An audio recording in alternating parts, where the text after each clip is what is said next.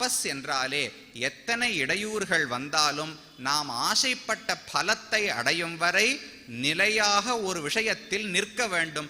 அந்த ஸ்திதிஹி என்பதற்கு தான் நிஷ்டை என்று சொல்வார்கள், விரதம் என்று சொல்வார்கள்.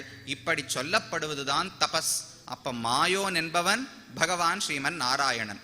தபஸ் என்றால் நாம் ஆசைப்பட்ட ஒரு விஷயத்தை அடைவதற்காக வேதத்தால் விதிக்கப்பட்ட ஒரு செயல். அதுவும் உடலுக்கோ மனதுக்கோ ஏதோ ஒரு வகையில் ஒரு கஷ்டத்தை ஏற்படுத்தக்கூடியது. அப்ப என்னை வருத்தி கொண்டும் ஒரு நல்ல காரியத்துக்காக ஒரு நியமங்களை கடைபிடிக்கிறேன். இதுதான் தபஸ் என்று சொல்லப்படுகிறது. இந்த மாயோனின் தவம் என்று பார்த்தால் என்ன முதல் கஷ்டம் என்றால், மாயோன் எதற்கு தவம் செய்ய வேண்டும்? அவருக்கு அடைய வேண்டிய இலக்கு என்று ஒன்று இருந்தால் அதை அடைவதற்காக தவம் செய்யலாம். கண்ணன் தெரிவிக்கிறார், நமே பார்த்தாஸ்தி கர்த்தவ்யம் த்ரிஷு லோகேஷு கிஞ்சன நானவாப்தம் அவாப்தவ்யம் வர்த்தையேவச கர்மணி. நான் செய்ய வேண்டிய கடமை என்று உலகத்தில் ஒன்று கிடையவே கிடையாது. மே கர்த்தவ்யம் த்ரிஷு லோகேஷு நாஸ்தி. மூன்று உலகங்களிலும் நான் செய்ய வேண்டிய கடமை என்று ஒன்றே கிடையாது. ஏனென்றால் ந அனவாப்தம் அவாப்தவ்யம், நான் இதுவரை அடையாத பொருள் என்றே ஒன்று கிடையாது. அவாப்த சமஸ்த காமன் என்று பகவானை பற்றி தெரிவிக்கிறோம். தன்னுடைய ஆசைகள் அனைத்தும் நிரம்ப பெற்றவர். இனி அவர் ஒரு முயற்சி செய்து ஒரு பொருளை அடைய வேண்டும் என்கிற நிலையே அவர் கிடையாது. பூர்ணன். பகவான் அனைத்து விதத்திலும் பூர்ணனாக நிரம்பியவராக இருக்கிறார். அப்ப அவருக்கு ஏதோ ஒரு பொருள் அவரிடத்தில் இல்லை, அதனால் ஆனந்தம் குறைவாக உள்ளது. ஒரு தவத்தை செய்து அந்த பொருளை பெற்றுவிட்டார் என்றால் ஆனந்தம் கிடைக்கும் என்கிற நிலை அவருக்கு கிடையாது. ஆனாலும் தான் தபஸை செய்கிறார்.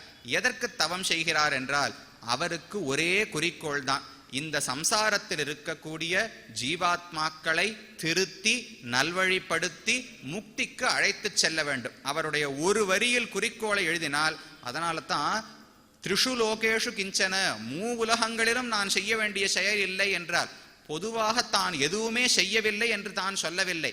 ஒரு அவதாரமாக மனிதனாகவோ ஏதோ ஒரு அவதாரம் செய்த பொழுது கண்ணன் சந்தியாவந்தனம் செய்ய வேண்டும், கண்ணன் இந்த யாகங்களை வருடா வருடம் செய்ய வேண்டும் என்கிற நிர்பந்தமே கிடையாது. மனுஷர்களுக்கு உண்டு. இதையெல்லாம் செய்தால் ஸ்வர்க்கம் கிடைக்கும், சந்தியாவந்தனம் செய்தால் பாபங்கள் விலகும். இப்படி எத்தனையோ அர்த்தங்கள் வேதங்களில் சொல்லப்பட்டுள்ளன. பகவானுக்கு பாபம் விலகணுமா, பகவான் ஸ்வர்க்கத்தை அடைய வேண்டுமா, இப்படி எந்த தேவையும் இல்லையே. ஆனாலும் தன்னுடைய வர்ணாசிரம தர்மத்தை விடாமல் செய்தார். மாடு கன்றுகளை மேய்த்தார், தேர் ஓட்டினார், என்னென்ன இடையனாக செய்ய வேண்டுமோ ராஜாவாக செய்ய வேண்டுமோ செய்தார் இல்லையோ. ஏன் செய்தார் என்றால் அவரை பார்த்து 4 பேர் நடப்பார்கள் என்பதற்காக செய்தாரே தவிர தான் இதனால் ஒரு பொருளை அடைய வேண்டும் என்கிற தேவை கிடையாது. அப்ப அவர் ஒரு இலக்குக்காக தவம் செய்கிறார் என்றால் சாதாரணமான இலக்கு அல்ல, ஜீவாத்மாக்களை திருத்த வேண்டும் என்கிற இலக்குக்காகத்தான் உழைக்கிறார். அப்ப மாயோனின் தவம் என்றால் நம்மை திருத்துவதற்காக, நமக்கு பகவானை பற்றின அறிவை ஏற்படுத்தி படிப்படியாக வளர்த்து வந்து முக்தி அடையும் வரை நம்மை அழைத்து செல்வதற்காக பகவான் செய்யும் முயற்சிக்கு தான் தவம், மாயோனின் தவம் என்று பெயர். அவர் எந்த நிலையில் இந்த தவத்தை செய்கிறார் என்றால் எல்லா காலத்திலும் செய்கிறார். நம்மை பற்றி அவர் நினைக்காத நாள் என்பதே கிடையாது. தான் எந்த நிலையில் இருந்தாலும் நம்மைத்தான் நினைக்கிறார். 5 நிலைகள் பகவானுக்கு சொல்றோம் இல்லையோ.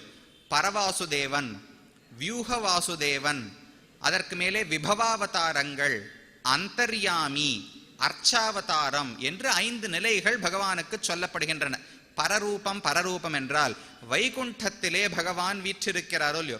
பகவான் பொதுவாக எல்லா இடங்களிலும் நீக்கமர நிறைந்திருக்கிறார். இது எல்லாரும் சொல்றோமே. எல்லா இடத்திலும் வியாபித்து உள்ளார். அவர் இல்லாத இடமே கிடையாது. தூணிலும் உள்ளார், துரும்பிலும் உள்ளார். பிரகலாதன் தந்தையிடத்தில் சொன்னாரே. ஆகையால் எல்லா இடங்களிலும் அவர் அருவமாக இருக்கிறார், உருவத்தோடு இருக்கிறார் என்பது அல்ல. இப்ப இங்கெல்லாம் இருக்கார், நமக்கு கண்ணுக்கு புலப்படவில்லை, ஆனால் பகவான் இருக்கிறார்.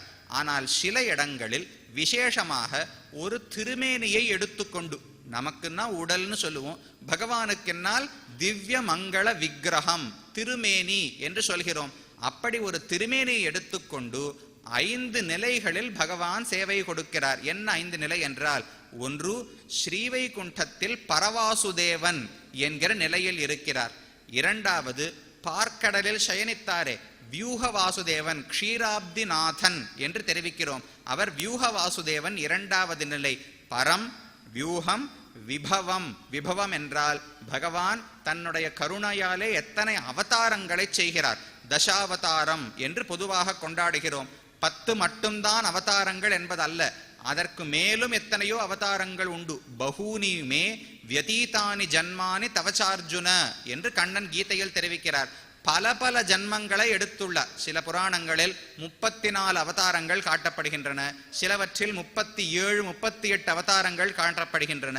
அப்படி இதோடு என்றும் சொல்லவில்லை, இது முதலான அவதாரங்கள். 10ன்னு சொன்னாலும் இந்த 10 முதலான அவதாரங்கள்னு சொல்லலாம். 38ன்னு சொன்னாலும் இந்த 38 முதலான அவதாரங்கள் என்று சொல்லலாம். யாருமே கணக்கிட்டு சொல்லவில்லை இத்தனைதான் அவதாரங்கள் என்று. ஏனென்றால் அவரே கணக்கிட முடியாதுன்னு சொல்லிட்டாரு. எப்பொழுதெல்லாம் தர்மத்துக்கு தலைக்குனிவு ஏற்படுகிறதோ அப்பொழுது பிறக்கிறேன்னு சொன்னால் இத்தனை தடவைதான் தர்மம் தலை குனியும் ஏதான் நியதி இருக்கான்னு. எப்பொழுதெல்லாம் தேவைப்படுகிறதோ அவதரிக்கப் போகிறார். ஆக அது 3வது நிலை, விபவங்கள் என்று பெயர்.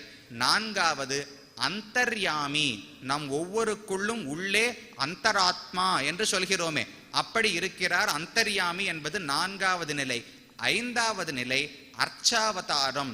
கோயில்களிலும் நம்முடைய கிரகங்களிலும் இதை போல இப்படி ஒரு கண்ணன் விக்கிரகம் வச்சிருக்கோம், அது ஒரு அர்ச்சாவதாரம். எந்த பக்தர்கள் எந்த ஒரு மூர்த்தியில் இது பகவான் என்கிற பிரதிபத்தியை புத்தியை செய்கிறார்களோ அங்கு பகவான் எழுந்தருளுகிறார். ஏ யதாமாம் பிரபத்யந்தே தாம் ததைவ பஜாம்யஹம் என்று கண்ணன் கீதையில் தெரிவிக்கிறார். என்ன உருவமாக இருக்கட்டும், அது என்ன மரத்தால் ஆனதா, வெள்ளியால் ஆனதா, தங்கமால் ஆனதா, எதால் ஆனதாக வேண்டுமானாலும் இருக்கட்டும், எந்த உருவத்தோடு வேண்டுமானாலும் இருக்கட்டும், ஒரு பக்தன் இது என்னுடைய பகவான் என்று அபிமானித்தால் என்றால் அதற்குள் பகவான் எழுந்தருளி சாநித்தியத்தை கொடுக்கிறார். ஆகையால் அர்ச்சாவதாரம் என்பது கோயிலில் இருக்கும் விக்கிரகம் மட்டும் அல்ல, நம் வீட்டிலே மூர்த்திகளை வைத்திருக்கிறோமே அவரும் அர்ச்சாவதாரம் தான். இதை போல பொது இடங்களில் மூர்த்திகளை வைக்கிறோமே அவரும் அர்ச்சாவதாரம் தான். அப்ப அது 5வது நிலை. அப்ப பகவானுக்கு 5 நிலைகள், மாயோனுடைய 5 நிலைகள். 5 இடங்களிலும் அவர் தவம் செய்கிறார். நம்மை பெறுவதற்காக ஒவ்வொரு காரியத்தை செய்கிறார். செய்யும் பொழுது அவருக்கு ஏதோ ஒரு கஷ்டம் ஏற்படுகிறது, ஆனாலும் அந்த காரியத்தை விடாமல் செய்கிறார். அப்படின்னா தவம்னு சொல்ல முடியும். கஷ்டமே படாமல் அவர் காரியத்தை பண்ணா அப்ப தபஸ்னே பேர் வராதே. ஆகையால் பகவான் கஷ்டத்தை பொறுத்து கொண்டு செய்யக்கூடிய செயல்கள் நம்முடைய மேன்மைக்காக செய்யக்கூடியவைதான் தவம் என்று சொல்லப்படுகின்றன. இன்னொரு 1 மணி நேரம் இருக்கு. ஒரு நிலைக்கும் 10 நிமிஷம் வச்சுப்போம், கடைசியாக பார்த்தால் முடித்து விடலாம். முதல் நிலை பரவாசுதேவன். ஸ்ரீவைகுண்டம் என்பது இந்த உலகத்தையே தாண்டி உள்ளது. நாம் இருக்கும் உலகத்துக்கு லீலா விபூதி என்று பெயர். பகவான் தன்னுடைய விளையாட்டுக்காக இதை படைக்கிறார், அழிக்கிறார், படைக்கிறார், அழிக்கிறார், மறுபடியும் பண்றாரோ இல்லையோ. இப்போ ஒரு கடற்கரைக்கு ஒரு குழந்தையை அழைத்து சென்றால் அந்த மணலிலிருந்து ஒரு வீடு கட்டும், ஒரு மாளிகையை கட்டும். விளையாடி முடித்து விட்டான் என்றால் அதை உடைத்து விட்டு புறப்பட்டு போய்விடுமோ இல்லையோ. அதே போல்தான் பகவானும் தன்னுடைய விளையாட்டுக்காக உலகத்தை படைக்கிறார். தன்னுடைய விளையாட்டு போரும் என்று தோன்றிவிட்டால் உலகத்தை அடித்து விடுகிறார். ஆனால் அவருடைய இந்த விளையாட்டுக்கு நடுவில் வேறு ஒரு பயனும் அவருக்கு உள்ளது. முமுக்ஷுக்களை தயாராக்க வேண்டும், முக்தியில் ஆசை உடையவர்களாக சிலரையாவது உருவாக்க வேண்டும் என்று. அதற்கு அவர் செய்யும் முதல் காரியம் பரவாசுதேவனாக இருந்து சிருஷ்டியை செய்கிறார். சிருஷ்டினா என்ன? இப்படி நாம் காணக்கூடிய உலகத்தை படைக்க வேண்டும், நமக்கெல்லாம் ஒரு உடலை கொடுக்க வேண்டும். சிருஷ்டிக்கு எதிர்ச்சொல் என்ன? பிரளயம் என்று தெரிவிக்கிறோம். சிருஷ்டிக்கு முன்னால் பிரளயம் இருந்தது. அந்த காலத்தில் நமக்கு உடல் என்பதே கிடையாது. நாம் என்றால் ஜீவாத்மாவை சொல்லுகிறேன். இது உடல், மாம்சத்தாலும் இரத்தத்தாலும் எலும்பாலும் ஆக்கப்பட்டது. நான் என்பவன் ஜீவாத்மா, ஞானமே வடிவமானவன், அறிவு உடையவன். இந்த உடலுக்கு அறிவு கிடையாது, எனக்கு அறிவு உண்டு. ஆகையால் அப்படிப்பட்ட ஜீவாத்மா நான். எனக்கு ஒரு உடலை கொடுத்தால்தான் நான் பகவானை பற்றி தெரிந்து கொள்ளவே முடியும். தினமும் தூக்கம் வருகிறதோ இல்லையோ, தூங்கும் பொழுது நாம் வெளியில் இருக்கும் எந்த பொருளையும் அறிந்து கொள்ளவே முடியாது. அப்ப உடல் இல்லாததுக்கு சமம். இந்த இந்திரியங்கள் 5 புலன்கள் சொல்றோமே, எந்த புலனும் வேலை செய்யாது. மனசு என்கிற 6வது புலனும் வேலை செய்யாது.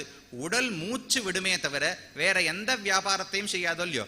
அந்த நிலையில் இருந்தால் ஏதாவது ஒரு சாதல் உடலே இல்லாமல் போனால் கேட்கவே வேண்டாம். அப்ப பிரளய காலத்தில் நாம் அனைவரும் உடலே இல்லாமல் தான் இருந்தோம். அப்ப முதல்ல நமக்கு என்ன பண்ணணும்? இவர்கள் பகவானை பற்றி அறிந்து கொள்ள வேண்டும் என்றால் ஒரு உடல் தேவைப்படுகிறது.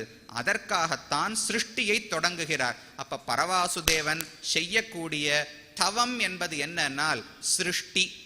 அதை சொல்லும் பொழுது ச தபோ தப்யத ச தபஸ்தப்த்வா இதம் சர்வம் அசிருஜத எதிதம் கிஞ்ச என்று தைத்திரியோபனிஷத் சொல்லுகிறது. சஹா அந்த பரமாத்மா தபஹா அதப்யத தபஸ் செய்தார் என்று நேரடியாக சொல்லையே பிரயோகிக்கிறது. சிருஷ்டியை பற்றி சொல்ல தொடங்கும் பொழுது பகவான் தபஸ் செய்தார். தபஸ் என்றால் இந்த இடத்தில் தான் ஒரு உறுதி எடுத்துக்கொண்டார். சங்கல்பம் சங்கல்பம் என்று சம்ஸ்கிருதத்தில் தெரிவிப்பார்கள். சங்கல்பம் என்றால் ஒரு உறுதி. இந்த செயலை நான் செய்ய போகிறேன் அப்படின்னு ஒரு உறுதி இருக்கோ இல்லையோ, அதற்கு சங்கல்பம் என்று பெயர். அந்த சங்கல்பத்தை எடுத்து இதம் சர்வம் அசிருஜத, நாம் காணக்கூடிய இந்த உலகம் அனைத்தையும் படைத்தார். அப்ப பகவான் செய்த முதல் தவம் சிருஷ்டி என்று நாம் தெரிவிக்க வேண்டும். ஆனால் இதில் ஒரு கஷ்டம் வருமே. சாஸ்திரம் சொல்லுவது பகவான் இந்த உலகத்தை சிருஷ்டிக்க வேண்டும் என்றால் தன்னுடைய உடலாலே கஷ்டப்பட்டு ஒரு வியாபாரத்தை செய்கிறார், அதனால் அவருக்கு ஒரு தளர்ச்சி ஏற்படுகிறது என்று வேதம் சொல்லவே இல்லை. பகவான் ஒரு உடலை எடுத்துக்கொண்டு பிரகிருதியை எடுத்து அதை 2ஆக பிரித்து இது நிலம், இது நீர், இது தீ, இது காற்று, இது ஆகாயம் என்றெல்லாம் பிரிப்பது கிடையாது. தன்னுடைய மனதாலே ஒரு சங்கல்பம், முடிவு எடுக்கிறார், அவ்வளவுதான். அவர் முடிவெடுத்தவுடன் நடக்க வேண்டிய காரியங்கள் அனைத்தும் நடந்து விடுகின்றன. ஆகையால் இது தபசு தான். அவர் ஒரு சங்கல்பத்தை எடுக்கிறார், எடுத்து உலகத்தை படைக்கிறார். ஆனால் இது அவருக்கு எந்த சிரமமும் வரவே இல்லையே. உடலுக்கோ மனதுக்கோ ஒரு சிரமம் ஏற்பட்டால், கிளேசம் ஏற்பட்டால் தான் அதற்கு தபஸ் என்று பெயர்னு பார்த்தோம். அப்ப பகவான் செய்யக்கூடிய முதல் செயலான சிருஷ்டியில் என்ன தவம் இருக்கிறது என்றால் அதிலும் ஒரு கஷ்டம் இருக்கு. என்ன கஷ்டம்? அவர் சிருஷ்டித்தது எதற்கு? ஜீவாத்மாக்களுக்கு ஒரு உடலை கொடுக்க வேண்டும்.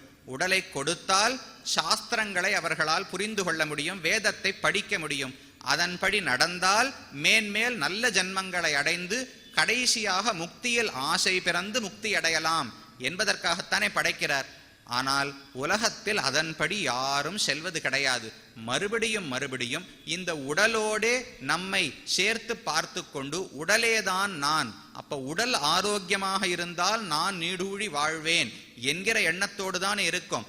அதனால் பகவான் எந்த பிரயோஜனத்துக்காக சிருஷ்டித்தாரோ அது கிடைக்காமல் போயிற்று. விசித்ரா தேக சம்பத்திஹி ஈஸ்வராய நிவேதித்தும் பூர்வமேவ கிருதா பிரம்மன்னு ஹஸ்த பாதாதி சயுதா என்று தெரிவிக்கிறார்கள். இந்த உடல் எதற்காக படைக்கப்பட்டது? விரல்கள் எதற்காக படைக்கப்பட்டது என்னால், நன்னா அன்னத்தை எடுத்து உருட்டி உருட்டி வாயில போட்டுக்கிறதுக்காக விரலை படைச்சார். பகவானை பற்றி எண்ண வேண்டும், ஜபம் செய்ய வேண்டும் என்பதற்காக அவர் கையை படைத்தார். இந்த உடல் எதற்கு? விசித்ரா தேக சம்பத்தி, ரொம்ப ஆச்சரியமான தேக சம்பத்தி. 2 கால்களோடு ஒரு வாயு, ஒரு கண்ணு, காது, எல்லா இந்திரியங்களும் நன்றாக மலர்ந்து உள்ளனவோ இல்லையோ. சில பிராணிகளுக்கு ஒரு காது கிடையாது, கண்ணு மட்டும்தான் உண்டு. சில பிராணிகளுக்கு 2மே கிடையாது. இப்படி எத்தனையோ குறைகள் இருக்கலாமோ இல்லையோ. ஆனால் எல்லா இந்திரியங்களும் நன்கு செயல்படக்கூடிய அழகான ஒரு தேகத்தை மனுஷர்களுக்கு பகவான் கொடுக்கிறார். எதற்கு? ஈஸ்வராய நிவேதித்தும், அதை கொண்டு ஈஸ்வரனுக்கு நாம் தொண்டு செய்ய வேண்டும், அவரை பற்றி தெரிந்து கொண்டு அவருக்கு கைங்கரியம் செய்ய வேண்டும் என்பதற்காக. ஆனால் அதை யாரும் புரிந்து கொள்வதில்லை. என்ன நினைத்துக் கொள்கிறார்கள்? உடல் நான் ஆனந்தமாக இருப்பதற்காக. நெய்யை சாப்பிட்டால் உடல் நன்றாக இருக்கும், அதற்கான உடற்பயிற்சியை செய்தால் 70 80 ஆகும், 80 100 ஆகும். இந்த முன்னாடி எல்லாம் சராசரியாக ஆயுள் எவ்வளவு இருந்தது? 30 40 இருந்தது 1947. இப்ப 60 ஆயிடுத்து, 70 ஆயிடுத்து. முன்னேற்றம்ங்கிறாளே. இந்த உடலே நான் என்று கொண்டால் முன்னேற்றம். இந்த உடலை விட்டு விட்டு முக்திக்கு செல்ல வேண்டும்ங்கிற ஆசைப்படுபவருக்கு இது முன்னேற்றமாக எப்படி ஆகும்? இங்கு இருந்து கைங்கரியம் செய்வதில் ஆசை இருந்தால் எந்த தவறும் இல்லை. இப்ப சீக்கிரமா எல்லாரும் மரித்து விட வேண்டும், இயற்கை எய்த வேண்டும் அடியேன் சொல்ல வரவில்லை. ஆனால் இந்த உடலையே நான் என்று நினைத்து கொண்டு வாழ்ந்து கொண்டிருந்தால் இதை ரொம்ப நாள் தள்ளுறதை விட சீக்கிரம் முடிச்சிட்டாலே தேவலை, அடுத்த பிறவியிலாவது நல்ல புத்தி வரலாமே, இன்றே நல்ல புத்தி வந்து விட்டால் சிறந்தது, இல்லை என்றால் அடுத்த பிறவியிலாவது பார்க்கலாம். இதைத்தான் பகவானும் பார்க்கிறார். நான் சிருஷ்டித்தது உடம்பை, என்னை பற்றி அவன் அறிய வேண்டும் என்பதற்காக. ஆனால் அவன் என்ன செய்கிறான்? நின்று நின்று பல நாள் உய்க்கும் இவ்வுடல் நீங்கிப் போய் சென்று சென்றாகிலும் கண்டு சன்மம் கழிப்பான் என்றெண்ணி ஒன்னி ஒன்னி உலகம் படைத்தான் என்று நம்மாழ்வார் பகவானை பற்றி தெரிவிக்கிறார். பகவான் உலகத்தை படைக்கிறாரே, எதற்காக மறுபடியும் படைக்கிறார் என்றால், அவர் படைத்தது தன்னை பற்றி அவர்கள் அறிய வேண்டும் என்பதற்காக. ஆனா ஜீவாத்மா என்ன செய்கிறார்? நின்று நின்று பல நாள் உய்க்கும் இவ்வுடல். இந்த உடல் எப்படிப்பட்டது? கொஞ்ச நாள் இருப்பதல்ல, நீடூழி இருக்கிறது இந்த உடல். அப்ப பல காலமாக ஜீவாத்மாவோடு சேர்ந்தே இருந்து இந்த உடலுக்கு என்ன தன்மை தெரியுமா? ஜீவாத்மாவை தன் பக்கம் இழுத்துவிடும், பரமாத்மாவிடம் செல்ல விடாமல் தான் என்னமோ ரொம்ப உயர்ந்த வஸ்துவாக காட்டிக்கொள்ளும். தன்னுடத்தில் பல போகங்கள் இருப்பதாக இந்த உடல் காட்டிக் கொடுக்கிறது. அதனால் பரமாத்மாவிடம் புத்தி போகாமல் சரீரத்திடம் புத்தி சென்று விடுகிறது. இப்படி செய்கிறார்கள்.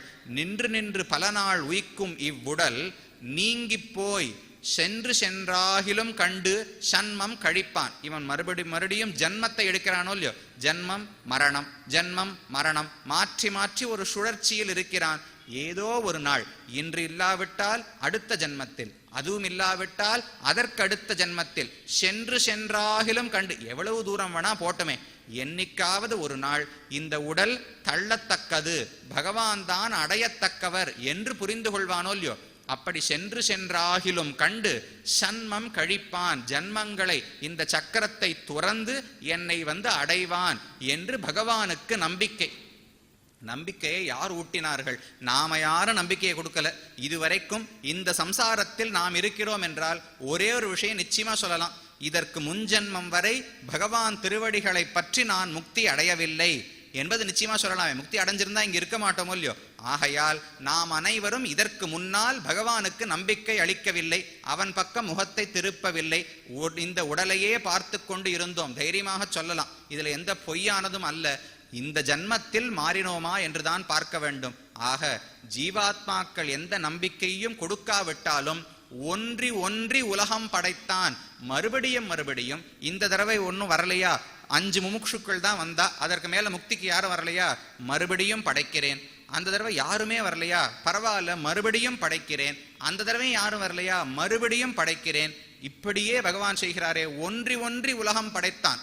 உற்சாகம் குறையுமோ? முதல் தடவை பரீட்சை எழுதர்ச்சே, இந்த ஒரு படிப்பு சொல்றாளே சிஏன்னு சொல்றாளே, அதை படிக்கிறச்சே முதல் தடவை எழுதர்ச்சே நல்லா நம்பிக்கை இருக்கும். 4 தடவை ஆனா நம்பிக்கை குறையும், 8 தடவை ஆனா இன்னும் நம்பிக்கை குறையும், தாண்டுவோமான்னு. அந்த போல பகவானுக்கு குறையுமோனால் ஒன்றி ஒன்றி உலகம் படைத்தான். இந்த தடவை இப்படி படைக்கிறேன், நிச்சயமா வருவா, இந்த தடவை இப்படி பண்றேன், நிச்சயமாக வருவார்கள் என்று மாற்றி மாற்றி தானும் ஜகத்தை சிருஷ்டித்து நம்பிக்கை இழக்காமல் செய்கிறாரே.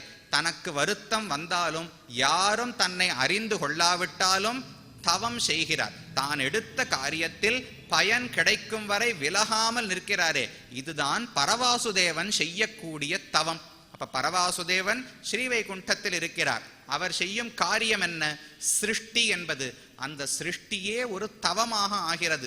ஏனென்றால் தனக்கு கஷ்டங்கள் ஏற்பட்டாலும் அதில் நிலை நின்று இத்தனை பேரையும் மோட்சத்திற்கு அழைத்து சென்றுதான் தீருவேன், சம்சாரத்தில் யாருமே இல்லாத அளவுக்கு ஆனால்தான் நான் ஆனந்தப்படுவேன் என்று இருக்கிறார் இல்லையோ. இதுதான் பகவான் செய்யக்கூடிய தவம், பரவாசுதேவனாக இருந்து செய்யக்கூடிய தவம். ஆனால் அந்த ஸ்திதியில் அவர் மாயன்னு பார்க்கணுமோ இல்லையோ. தலைப்பு இருப்பது மாயோனின் தவம். நாம் என்ன எடுத்துட்டு இருக்கோம்? 5 நிலைகளை எடுத்துக்கொண்டுள்ளோம். பரம், வியூகம், விபவம், அந்தர்யாமி, அர்ச்சை என்று. இந்த 5 நிலைகளிலும் பகவான் தவம் செய்கிறான்னு பார்க்கணும். இந்த 5 நிலைகளிலும் அவன் மாயோன், மாயமான ஆச்சரியமான காரியங்களை செய்கிறான்னு பார்க்க வேண்டும். அப்பதானே மாயோனின் தவம் என்னன்னு புரிஞ்சுக்கலாம். பரவாசுதேவனாக என்ன ஆச்சரியமான காரியத்தை பகவான் செய்கிறார் என்றால், சிருஷ்டியை செய்வதே ஒரு ஆச்சரியம்தான். அழகான விஷயம், ஆழமானது, எளிமையாக ஆனால் புரிந்து கொள்ளலாம். இப்போ ஒரு மண் இருக்குன்னு வச்சுக்கோங்க. மண்ணிலிருந்து ஒரு குடத்தை நாம் உண்டாக்க வேண்டும். அதற்கு என்னெல்லாம் வேணும்? குடம் உருவாக வேண்டும் என்றால் மண் வேண்டும். அதற்கு தான் மூலப்பொருள், உபாதான காரணம் என்று பெயர். அடுத்து அந்த மண்ணை குடமாக ஆக்குவதற்கு குயவன் ஒருவர் வேணுமோ இல்லையோ, ஞானம் உடையவராக, ஞானமே இல்லாதவரால், அறிவற்ற ஒருவரால் குடத்தை உண்டாக்க முடியாது. அறிவுடைய ஒருவர் மண்ணை எடுத்து அதை ஒரு சக்கரத்தின் மேல் வைத்து சுழற்றி விட்டு தன்னுடைய கையாலே சில வியாபாரங்களை செய்தால் மண்ணானது குடமாக உருவம் மாறப்போகிறது. அப்ப முதலில் குடத்துக்கு தேவை மண், அதற்கு மூலப்பொருள் உபாதான காரணம் என்று பெயர்.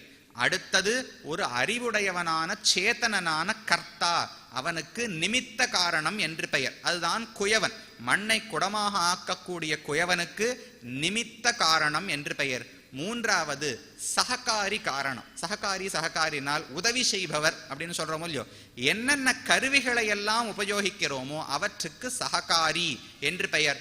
குயவன் என்ன கருவி உபயோகிக்க போறார்? ஒரு சக்கரம் வேண்டும், அதன் நடுவில் இந்த மண் கட்டியை வைத்து விட்டு ஒரு தடியை அந்த சக்கரத்தில் வைத்து சுத்துவார். அப்படின்னா சுத்த முடியும். அப்ப ஒரு தண்டம், சக்கரம் முதலானவைதான் கருவிகள். அப்ப ஒரு குடம் உண்டாக வேண்டும் என்றால் 3 வகையான காரணங்கள் தேவைப்படுகின்றன. உபாதான காரணம், மூலப்பொருளான மண் தேவைப்படுகிறது. நிமித்த காரணம், ஒரு அறிவுடையவனான அறிவாளியான ஒரு ஜீவாத்மா தேவைப்படுகிறார், ஆத்மா தேவைப்படுகிறார். மூன்றாவது சககாரி காரணம், உதவுவதற்கு சில கருவிகள் தேவைப்படுகின்றன. சக்கரமே இல்லாட்டா அவர் எத்தனை தான் வச்சுன்னு பிடிச்சாலும் கடம், குடம் என்பது உருவாகாதே. ஆக 3 வகையான காரணங்கள் வேண்டும். இதே போல் இந்த உலகம் உருவாக்கப்படுகிறதோ இல்லையோ, உலகத்துக்கு உபாதான காரணம் என்ன? உலகத்துக்கு நிமித்த காரணம் என்ன? உலகத்துக்கு சககாரி காரணம் என்ன? அதாவது இந்த உலகை படைப்பதற்கான மூலப்பொருள் என்ன? இந்த உலகை படைப்பவர் யார்? அவர் எந்த கருவிகளை கொண்டு உலகத்தை படைக்கிறார் என்று 3 பார்க்கணும் இல்லையோ. ஒரு குடம் உண்டாகிறதுக்கே 3 காரணம் இருந்தால் உலகத்தையே உண்டாக்குவதற்கு இதே போல் 3 வகையான காரணங்கள் தேவை. ஆனால் அங்கு என்ன ஆச்சரியம் என்றால் 3 வகையான காரணங்களே கிடையாது, ஒருவர்தான். சதேவ சோம்ய இதம் அக்ர ஆசீத் ஏகமேவ அத்விதீயம் என்று சாந்தோக்கிய உபனிஷத் கூறுகிறது. பகவான் ஒருவன்தான் உலகுக்கு காரணப்பொருளாகவும் இருக்கிறார், உலகத்தை உருவாக்கக்கூடிய குயவனாகவும் இருக்கிறார். தான் எந்த ஒரு உதவியாளரையும் எதிர்பார்த்து படைப்பது கிடையாது, தானாகவே படைக்கிறார். சதேவ சோம்ய இதம் அக்ர ஆசீத் ஏகமேவ அத்விதீயம். இந்த உலகம் இப்பொழுது உள்ளதே, இது அனைத்தும் பிரளய காலத்தில் சத் என்கிற பிரம்மமாகவேதான் இருந்தது என்று உபனிஷத் தெரிவிக்கிறது. இதை உலகத்துல நாம எப்ப பார்ப்போம்? இப்ப போய் இருக்கிறச்சே ஒரு மண்ணால் ஆன ஒரு 4 பொருட்கள் இருக்குன்னு வச்சுக்கோங்க. ஒரு தட்டு இருக்கு, ஒரு குடம் இருக்கு, ஒரு பெரிய பாத்திரம் இருக்கு. இப்படின்னு 4 பாத்திரங்கள் இல்லைனா என்றால் இவையெல்லாம் காலையில் மண்ணாகத்தான் இருந்தன, மண் கட்டியாக இருந்தன என்று சொன்னால் என்ன அர்த்தம்? மண்ணு தானே உபாதான காரணம். மண் என்கிற மூலப்பொருளிலிருந்து தான் இவை உருவாக்கப்பட்டுள்ளன அர்த்தம். அதே போல வேதம் சொல்லுகிறது, இந்த உலகனைத்தும் சிருஷ்டிக்கு முன்னால் பிரம்மமாகவே இருந்தது என்றால் அப்ப பிரம்மம்தான் மூலப்பொருள். பிரம்மத்திலிருந்து தான் இந்த உலகம் உருவாக்கப்படுகிறது. அதோடு மட்டுமல்ல, ஏகமேவ அத்விதீயம், இன்னொரு ஒரு நிமித்த காரணம் உண்டா?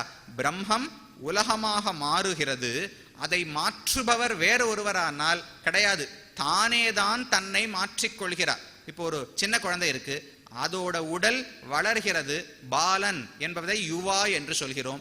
யுவா என்று இருந்தவனை விருத்தன் வயதானவன் என்று சொல்கிறோம். அந்த இடங்களில் ஒரு ஜீவாத்மா இருக்கார், உடல் இருக்கு, தன்னுடைய உடலேதானே மாறுபாடை அடைகிறது. பொதுவாக யாராவது ஒருத்தர் வந்து இந்த உடலை மாற்றினார்களா? கிடையாது. அதே போலத்தான் பகவானேதான் உலகை படைக்கிறார். எதை கொண்டு? தானேதான் தன்னை கொண்டு உலகத்தை படைக்கிறார். உதவியாளர்கள் யாராவது உண்டோனால் உதவிக்கும் யாரும் கிடையாது, தான் தனியாக படைக்கிறார். அதனால் தான் சிருஷ்டி காரணம், ஜெகத்காரணம்னு பிரம்மத்தை சொல்லுகிறோம். வேறு யாருமே தேவையில்லாமல் மண் எப்படி குடத்துக்கு உபாதான காரணமோ அதே போல் உலகுக்கு பிரம்மம்தான் உபாதான காரணம். பிரம்மத்திலிருந்து தான் உலகம் தோன்றுகிறது, பிரம்மத்தால் தான் உலகம் செய்யப்படுகிறது. பிரம்மம் வேற எதையும் எதிர்பார்க்காமல் உலகத்தை செய்கிறது. இதுதான் மாயம். என்ன ஆச்சரியம்! இப்படி ஒண்ணு உலகத்தில் நாம் பார்த்ததே கிடையாது. நீங்க எதை வேணாலும் எடுத்துக்கோங்க, ஒரு துணி எடுத்துக்கோங்க, இல்ல பெரிய ஒரு நாற்காலி, மரத்தால பண்ண நாற்காலி எடுத்துக்கோங்க, தங்கத்தால மோதிரம் கடுக்கன் பண்ணதை எடுத்துக்கோங்க, அல்லது குடத்தை எடுத்துக்கொண்டாலும் எதுவாக இருந்தாலும் உபாதான காரணம் வேறு, நிமித்த காரணம் வேறு, சககாரி காரணம் வேறு. ஆனால் இந்த ஜகத்தை பிரம்மம் பரமாத்மா படைக்கிறார் என்றால் 3 பேர் வெவ்வேறே கிடையாது. தானே தன் உதவியோடு தன்னையே உலகமாக படைக்கிறார் என்றுதான் வேதம் கூறுகிறது. ஆக இதுதான் ஆச்சரியம். ஆழ்வார் சரிவிக்கும் பொழுது தமிழ்ல சொன்னா அழகா புரிஞ்சிடும். தான் ஓர் உருவே தனி வித்தாய் என்று நம்மாழ்வாருடைய பாசுரம். தான் ஓர் உருவே தனி வித்தாய். பல சொற்களை ஒரே அர்த்தத்துல பிரயோகிக்கிற மாதிரி இருக்கும். வித்து, வித்துனா என்ன?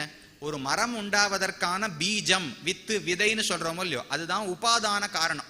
மண்ணிலிருந்து குடம் உண்டாவது போல் வித்திலிருந்து தானே மரம் உண்டாகிறது. அப்ப பகவான் தான் உலகனைத்துக்கும் வித்து, விதை என்று சொன்னால் உபாதான காரணம் என்று ஆயிற்று. தான் ஓர் வித்து, தனி வித்து. இந்த 2 சொற்கள் எதற்கு?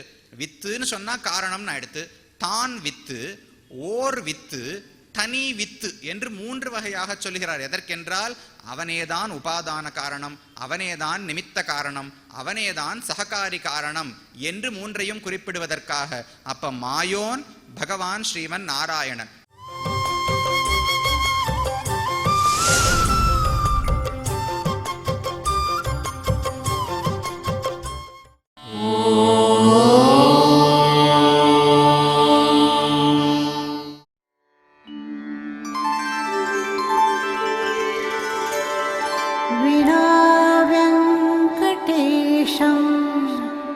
ननाथो ननाथः सदा वेङ्कटेशं स्मरामि स्मरामि. हरे वेङ्कटेश प्रसीद प्रसीद. प्रियं वेङ्कटेश प्रयच्छ प्रयच्छ.